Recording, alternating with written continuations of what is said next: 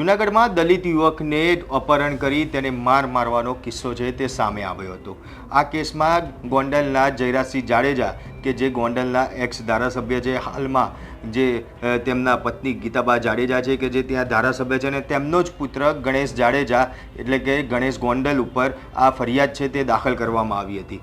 ફરિયાદની અંદર ઉલ્લેખ કરવામાં આવ્યો હતો કે ગણેશ જાડેજા દ્વારા જે દલિત યુવક છે તેનું અપહરણ કરી તેને મારવામાં જે આવેલો છે, અને જે બાબતને લઈને ગણેશ ગોંડલ અને તેના સહિત અન્ય 10 લોકોની જૂનાગઢ પોલીસ દ્વારા ધરપકડ છે તે કરવામાં આવી। આ આખી ઘટનામાં અત્યાર સુધીમાં જ્યારથી આ ફરિયાદ દાખલ થઈ તો અત્યાર સુધીમાં પોલીસ દ્વારા શું કરવામાં આવ્યું છે, પોલીસ દ્વારા કેટલા પુરાવા ભેગા કરવામાં આવ્યા છે, આરોપી પકડાયા તો આરોપી જોડેથી શું મળ્યું છે, આ તમામ બાબતની ચર્ચા કરીશું આપણે આ અહેવાલમાં। નમસ્કાર, હું મયુર મેવાડા, આપ જોઈ રહ્યા છો નિર્ભય ન્યૂઝ। 15 દિવસથી વધુનો સમય થઈ ચૂક્યો છે જ્યારે જૂનાગઢની અંદર એક દલિત યુવક હતો કે જે તેના દીકરા સાથે સાંજના સમયે બહાર નીકળ્યો હતો। જ્યારે તે પોતાના ઘરે પરત જઈ રહ્યો હતો ત્યારે અચાનક 3 જે ગાડીઓ છે તે ફૂલ સ્પીડે ત્યાં ગાડી આવી, જેમાં આ ફરિયાદી સંજય સોલંકી અને તેનો દીકરો જે બચી ગયા હતા, જે બાબતે તેને ત્યાં એ વાહન ચાલકને કહેવા માટે પહોંચ્યો તો ત્યાં ગાડી માથાકૂટ જે થઈ હતી। આ માથાકૂટ જે કહેવાય કે 30 કે 1 તારીખની આસપાસ સાંજના સમયે છે જે આ ઘટના બની હતી। તે સમયે ગાડીની અંદર ગણેશ જાડેજા એટલે કે ગણેશ ગોંડલ તે ગાડીમાં સવાર હતો। આ મામલાને થઈને જે એ વખતે માથાકૂટ બની જૂનાગઢની અંદર। જૂનાગઢમાં ત્યારબાદ આ મામલાને લઈને સમાધાન થયું। સમાધાન થયા બાદ રાતના સમયે ફરી એકવાર જે ગણેશ જાડેજા છે તેના માણસો દ્વારા ફરિયાદી સંજય સોલંકી છે તેની રેકી કરી, અને રાત્રે જ્યારે સંજય સોલંકી નાસ્તો કરવા માટે બહાર નીકળ્યો હતો ત્યારે તેને અપહરણ કરી ત્યાં આગળ મારવામાં આવ્યો। માર્યા બાદ જૂનાગઢમાંથી તેનું અપહરણ કરી અને તેને છે અવાવરી જગ્યામાં લઈ જવામાં આવ્યો। ફરિયાદીએ એવી ફરિયાદ કરી હતી કે ગણેશ ગોંડલ ને તેના માણસો દ્વારા તેનું અપહરણ છે તે કરવામાં આવ્યું છે। આ અપહરણમાં તેને જૂનાગઢમાં એક વ્હાઇટ કલરની બ્રેઝા ગાડી હતી જેને તેના બાઇક ઉપર ટક્કર મારી અને ત્યાં તેને પાડી દીધો। ત્યારબાદ 10 થી 15 જણાએ ભેગા થઈને ત્યાં આગળ તેને ઢોર માર્યો, અને ઢોર માર્યા બાદ તેને ગાડીમાં ફેંકી અને ત્યાંથી તેને ગણેશગઢ એટલે કે ગોંડલમાં જે ગણેશગઢ આવેલું છે ત્યાં લઈ જવામાં આવ્યો। આ ઘટનાને લઈને એટ્રોસિટી 307 સહિતની કલમો હેઠળ ફરિયાદ છે જૂનાગઢની અંદર દાખલ કરવામાં આવી। આ ફરિયાદ દાખલ થયા બાદ જે આ સમગ્ર મામલે જે 3 આરોપી છે તે 3 આરોપીને 2 થી 3 દિવસમાં જૂનાગઢ પોલીસ દ્વારા પકડી લેવામાં આવ્યો। આ કેસની તપાસ SC/ST સેલને છે તે સોંપવામાં આવી હતી। જ્યારે આ ફરિયાદ દાખલ થઈ ત્યારે SC/ST સેલના DYSP JK ઝાલા જે ત્યાં આગળ DYSP હતા આ તપાસ તે કરી રહ્યા હતા, પરંતુ ફરિયાદ થયા બાદ થોડા દિવસ બાદ એટલે કે 3 થી 4 દિવસ બાદ JK ઝાલા જે રજા ઉપર ઉતરી ગયા અને આ કેસની તપાસ જે હિતેશ ધાંધલિયા DYSP છે તેમને સોંપવામાં આવી। હિતેશ ધાંધલિયા જે અત્યારે SC/ST સેલના જે ઇન્ચાર્જ DYSP છે તેમના દ્વારા આખી તપાસ છે તે કરવામાં આવી રહ્યું છે। વાત એવી પણ સામે આવી હતી કે JK ઝાલા કોઈ દબાણ હેઠળ આવીને જે તેમને સિક લીવ છે તે મૂકી દીધી છે અને આ કેસથી દૂર રહેવા માટે થઈને તેમને આ રજા છે તે મૂકી હતી। જે કારણ જે બી હોય, પરંતુ અત્યારે હાલ આ કેસની તપાસ હિતેશ ધાંધલિયા દ્વારા કરવામાં આવી રહી છે। હિતેશ ધાંધલિયા કે જે જૂનાગઢમાં DYSP છે અને અત્યારે SC/ST સેલના ઇન્ચાર્જ તરીકે તેમને ચાર્જ છે તે આપવામાં આવ્યો છે। હિતેશ ધાંધલિયાએ ચાર્જ લીધો અને ત્યારબાદ 2 જ દિવસની અંદર એટલે કે ફરિયાદ થયાના 6ઠા દિવસે ગણેશ જાડેજા છે તેની ધરપકડ છે તે કરવામાં આવી। ગણેશ જાડેજા સહિત બીજા અન્ય તેની સાથે 7 લોકો છે તે પકડવામાં આવ્યા અને તમામ લોકોને LCB ખાતે લાવવામાં આવ્યા। જૂનાગઢ LCBએ રાત્રે ગણેશ જાડેજા સહિત જે અન્ય લોકો પકડાયા તે તમામને લાવ્યા અને ત્યારબાદ જે કહેવાય કે આખો LCB જાણે પોલીસ કિલ્લાબંધીમાં મૂકી દેવામાં આવ્યું હોય તેવું જ લાગી રહ્યું હતું। જાણે કોઈ VVIP વ્યક્તિને લાવવામાં આવ્યો હોય તે રીતની ત્યાં સિક્યુરિટી છે તે ગોઠવી દેવામાં આવી। ત્યાં આગળ LCBની અંદર કોઈ પણ વ્યક્તિની આવર જવર ઉપર છે પાબંદી લગાવી દેવામાં આવી। પત્રકારોને બી LCB ઓફિસથી દૂર છે તે રાખવામાં આવ્યા હતા, કારણ કે ગણેશ જાડેજા ત્યાં આગળ એ વખતે તેને હાજર થયો હતો અને તેને પકડી લેવામાં આવ્યો હતો। ત્યારબાદ બીજા દિવસે ત્યાં આગળ જૂનાગઢ DYSP દ્વારા પ્રેસ કોન્ફરન્સ કરવામાં આવી, જેમાં ગણેશ જાડેજા સહિત જે અન્ય 7 લોકો જે પકડવામાં આવ્યા હતા તમામ લોકોને મીડિયા સમક્ષ બતાવવામાં આવ્યા। જ્યારે આ અપહરણ એટ્રોસિટીનો કેસ હતો આમાં ઓળખ પરેડ છે તે કરાવવાની રહેતી હોય છે, પરંતુ ગણેશ જાડેજા જે છે તે મોઢા ઉપર બુરખો પહેરવાની પણ પોલીસને ના પાડી દેવામાં આવી હતી। કોઈ પણ હિસાબે તે મોઢા ઉપર બુરખો પહેરવા તૈયાર નહોતો અને ખુલ્લા મોઢે ગણેશ જાડેજાને મીડિયા સમક્ષ દેખાડવામાં આવ્યો. કારણ કે જે ફરિયાદ છે તે નામજોગ કરવામાં આવી હતી. ગણેશ જાડેજાનું નામ છે તે અંદર ફરિયાદમાં લખવામાં આવેલું છે. ત્યારે ગણેશ જાડેજાએ બી એક વટ છે તે તેનો બતાવ્યો હતો અને તેને એવું કહ્યું કે હું બુરખો નહીં પહેરું, બુરખા વગર જ હું મીડિયા સામે ઊભો રહીશ. અને એ જ રીતે ગણેશ જાડેજા છે તે મીડિયા સામે બુરખા વગર ઊભો રહ્યો હતો. આ આખા કેસની તપાસ છે તે ચાલુ કરવામાં આવી. કુલ 11 લોકો છે જે આમાં તેમની ધરપકડ છે તે કરવામાં આવી. અત્યાર સુધીની જો વાત કરવામાં આવે તો પોલીસ દ્વારા 3 મોબાઈલ ફોન માત્ર કબજે કરવામાં આવ્યા છે.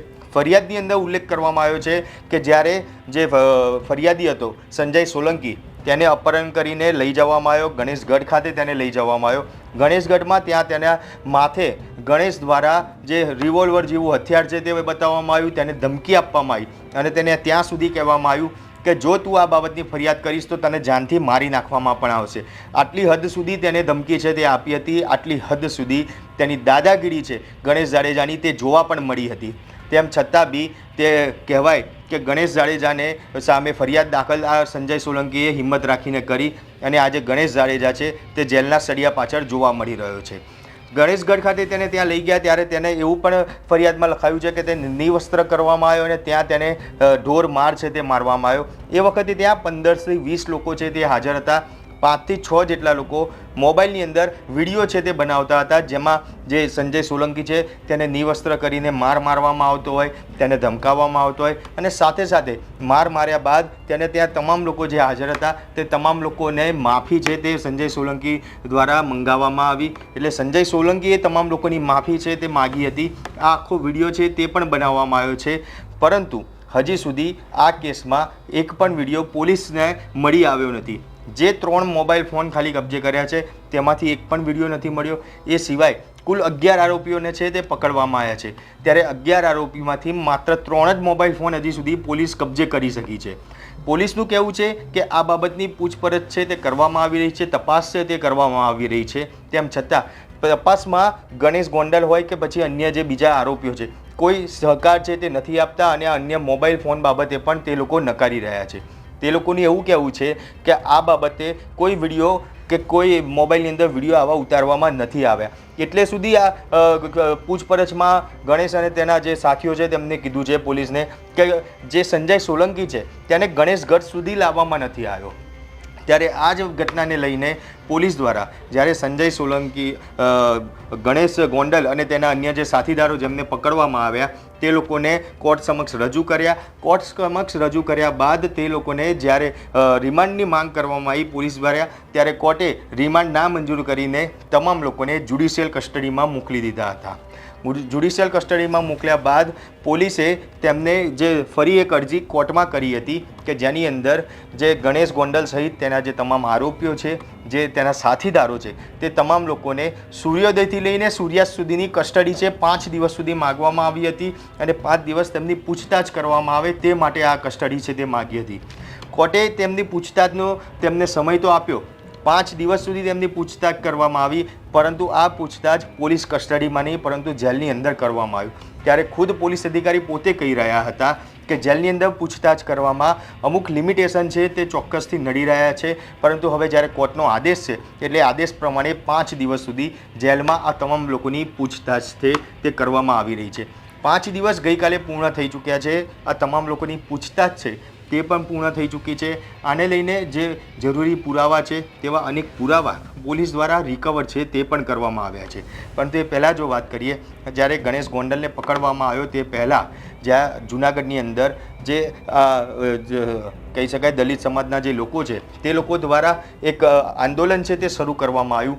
આ આંદોલન જે 6 તારીખના રોજ જે યોજવામાં 7 તારીખના રોજ આ આંદોલન જૂનાગઢમાં યોજવામાં આવ્યું હતું, જેની અંદર પોલીસનો પણ વિરોધ કરવામાં આવ્યો હતો, જયરાજસિંહ જાડેજાનો બી વિરોધ કરવામાં આવ્યો હતો. અને તે પહેલાં આ આંદોલન એટલા માટે કરવાના હતા કે ગણેશ જાડેજા જે પકડાયો નહોતો એટલા માટે, પરંતુ આંદોલનના આગલા દિવસે રાત્રે જ ગણેશ જાડેજા છે તે પકડાઈ ગયો. એટલા માટે હવે આ આંદોલનનું જે રૂપ છે તે બદલાઈ ગયું અને ગણેશ જાડેજાને કડકમાં કડક અને વહેલામાં વહેલી તકે સજા મળે તે માંગ સાથે આંદોલન છે તે કરવામાં આવ્યું. ત્યારબાદ 12 તારીખના રોજ ગોંડલની અંદર એક મહાસંમેલન છે દલિત સમાજ દ્વારા યોજવામાં આવ્યું. જૂનાગઢથી મોટી સંખ્યામાં બાઇક રેલી સાથે દલિત સમાજના યુવકો હોય કે વૃદ્ધો હોય કે મહિલાઓ હોય તમામ લોકો આ બાઇક રેલીમાં જોડાયા હતા અને મોટી સંખ્યામાં ગોંડલ ખાતે આ લોકો પહોંચ્યા હતા. ગોંડલ ખાતે મહાસંમેલન છે તે યોજાયું હતું અને આ મહાસંમેલન યોજવા પાછળનું મુખ્ય કારણ કે જે જયરાજસિંહ જાડેજા છે કે તેમની ત્યાં જે દાદાગીરી જે પ્રમાણે જોવા મળી રહી છે, ગણેશ જાડેજાની જે પ્રમાણે દાદાગીરી જોવા મળી રહી છે અને અવારનવાર દેશભરમાં અને ગુજરાતમાં જે દલિત સમાજના લોકો સાથે જે આવા ઘટનાઓ બનતી હોય છે તે ઘટનાઓને રોકવા માટે થઈને આ આંદોલન છે તે કરવામાં આવ્યું હતું અને 12 તારીખે આ મહાસંમેલન જે યોજાયું, જે આ આંદોલન યોજાયું તે ગોંડલમાં જયરાજસિંહ જાડેજાના ગઢમાં છે તે કરવામાં આવ્યું. ગોંડલની અંદર જયરાજસિંહ જાડેજાનો દબદબો છે તે માનવામાં આવી રહ્યો છે અને એ દબદબાની વચ્ચે દલિત સમાજ દ્વારા આ મહાસંમેલન છે તે યોજાયું. તેમાં તેમની જે માંગ છે તે માંગ મૂકવામાં આવી કે આવા બનાવો જે બનતા હોય છે તે બનાવો રોકાવા જોઈએ. એવા બનાવ અત્યાર સુધીમાં જોવા મળ્યા છે કે દલિત સમાજના યુવકો જો મૂછો રાખીને ફરતા હોય તો તેમને મારવામાં આવતા હોય છે. આવા બી અનેક કિસ્સાઓ છે તે સામે આવ્યા છે. ત્યારે આવો ભેદભાવની જે નીતિ છે તે બંધ થાય એટલા માટે થઈને આ મહાસંમેલન કરવામાં આવ્યું. બીજું જે પ્રમાણે જયરાજસિંહ જાડેજાની દાદાગીરી અને દબંગગીરી જે જોવા મળી રહી છે તે બંધ થાય એટલા માટે આ મહાસંમેલન છે જે 12 તારીખે એટલે કે 12 જૂનના રોજ ગોંડલમાં યોજવામાં આવ્યું હતું અને હજી પણ આગામી સમયમાં ગાંધીનગર ખાતે દલિત સમાજ દ્વારા ઘેરાવો કરવાની વાત છે તે કરવામાં આવી રહી છે. ગાંધીનગરમાં હજી દલિત સમાજના લોકો ભેગા થશે. આખા ગુજરાતમાંથી અને દેશભરમાંથી દલિત સમાજના જે લોકો છે તે ગાંધીનગર પહોંચશે અને ગાંધીનગર જે આ બાબતને લઈને સરકાર સામે જે માંગ છે તે મૂકવામાં આવશે અને એક વિરોધ પ્રદર્શન છે તે કરવામાં આવશે. આ ક્યારે કરવામાં આવશે તે તારીખ હજી ચોક્કસપણે નક્કી નથી કરવામાં આવી, પણ માનવામાં આવી રહ્યું છે કે ટૂંક જ સમયમાં જે આ ગાંધીનગર ખાતે દલિત સમાજનું એક મોટું આંદોલન છે તે યોજાય તેવી અત્યારે હાલ શક્યતાઓ દેખાઈ રહેલી છે. ખાસ વાત કરીએ તો જે પ્રમાણે ગણેશ જાડેજાનો જે આખો કેસ છે 5 દિવસની પૂછતાછ જે પોલીસ દ્વારા જેલની અંદર શરૂ કરવામાં આવી. જેલના જે 10 મુદ્દાઓના રિમાન્ડની જે વાત હતી એ 10 મુદ્દાઓને લઈને જ પૂછતાછ છે તે શરૂ કરવામાં આવી કે તેમાં સૌપ્રથમ તો જે દિવસે આ ઘટના બની એ દિવસે ગણેશ જાડેજા અને અન્ય જે તેના સાથીદારો હતા એ તમામ લોકોએ જે કપડાં પહેર્યા હતા, જે કલરના કપડાં પહેર્યા હતા તે કપડાં રિકવર કરવાની વાત છે તે કરવામાં આવી હતી. ત્યારે પોલીસ દ્વારા તે કપડાં છે તે રિકવર કરવામાં આવ્યું. આ આખી ઘટનામાં પહેલીવાર એવું બન્યું છે કે પોલીસ ગણેશગઢ સુધી જે પહોંચી હતી એટલે ગોંડલમાં પોલીસ પહોંચી, જૂનાગઢ પોલીસ ગોંડલ ખાતે પહોંચી અને ગણેશગઢની અંદર તપાસ છે તે શરૂ કરી હતી.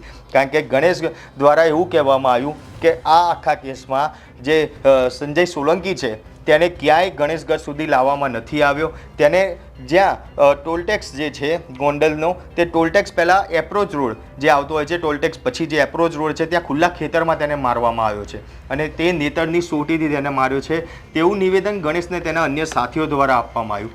એટલે કે ક્યાંક આમાં સ્પષ્ટપણે એવું બી દેખાઈ રહ્યું છે કે તે ગણેશને સીધી રીતે બચાવવાની કોશિશ છે તે કરવામાં આવી રહી છે. ગણેશનું નામ આમાંથી નીકળી જાય તે કોશિશ કરવામાં આવી રહી હોય તેવું જ લાગી રહ્યું છે અને એટલા માટે જ તેના જે સાથીદારો છે તે સાથીદારો તમામ જે દોષનો ટોપલો છે તે પોતાના માથે લઈ લેતા હોય તેવું લાગી રહ્યું છે અને એટલા માટે જ તે લોકો પોલીસ સમક્ષ બી એવું નિવેદન આપે છે કે આ કેસની અંદર ક્યાંય પણ ગણેશ ગોંડલ હાજર ન હતો. જે દિવસે ઘટના બની, સાંજે ઘટના બની ત્યારે ચોક્કસ ગણેશ ત્યાં આગળ હાજર હતો, પરંતુ સમાધાન થયા બાદ ગણેશ ત્યાંથી નીકળી ગયો. ગણેશ ત્યાં જ્યારે અપહરણ કર્યું તેને મારવામાં આવ્યો, એમાં ક્યાંય ગણેશની હાજરી ન હતી તેવું તેના સાથીદારો છે જેમને પોલીસને આ નિવેદન આપેલું છે.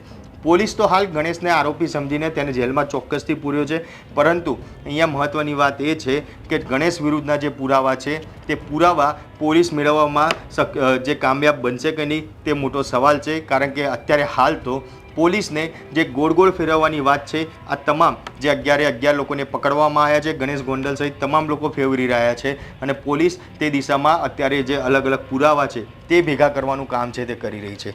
ગોંડલ ખાતે જૂનાગઢ પોલીસની ટીમ પહોંચી ગોંડલ ગઢની અંદર જે અલગ જે તમામ સીસીટીવી છે તે સીસીટીવી કબજે કરવામાં આવ્યા. તેનું આખું ડીવીઆર છે તે પંચનામું કરીને પોલીસ તેમની સાથે લઈ ગઈ અને એફએસએલની મદદ દ્વારા આ ડીવીઆરમાંથી અનેક વિડીયો રિકવર કરવાની કામગીરી છે તે પણ પોલીસ દ્વારા કરવામાં આવશે.